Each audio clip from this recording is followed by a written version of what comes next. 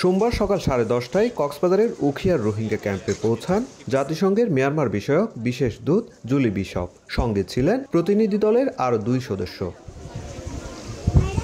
প্রথমে তিনি বৈঠক করেন রোহিঙ্গা নারী ও কিশোরীদের সঙ্গে। ঘণ্টাব্যাপী এই বৈঠক শেষে ছুটে যান শিক্ষা কেন্দ্র ও শিক্ষক প্রশিক্ষণ সেন্টারে। সেখানে শিক্ষা কার্যক্রম দেখার পর 1 কিলোমিটার পায়ে হেঁটে ঘুরে ঘুরে দেখেন ক্যাম্পের পরিস্থিতি। এরপর দুপুরে পরিদর্শন করেন সোলার প্যানেল মেরামত কার্যক্রম ও প্রশিক্ষণ সেন্টার। পরে যান খাদ্য বিতরণ ও সাংস্কৃতিক স্মৃতিকেন্দ্রে। এ সময় নানা দাবি দাওয়া তুলে ধরেন রোহিঙ্গারা। খাদ্যদের রাশন তাই লিখে কিন্তু আর মনত শান্তি নেই। আর দেশ আর তো গিয়া রাশন ফাত্তের রই আর দেশ মাঝে আর দেশ যাইতে চাই। আর যে ফুরাফুরি অকান্তে দইলে আর যাই বললে অহনব প্রস্তুত আছি, রাজি আছি।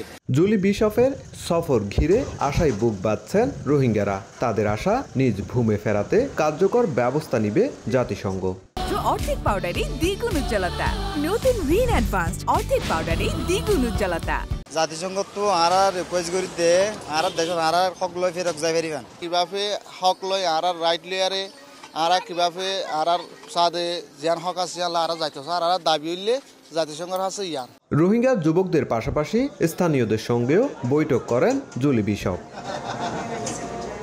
সুজাউদ্দিন রুবেল, সময় সংবাদ, কক্সবাজার।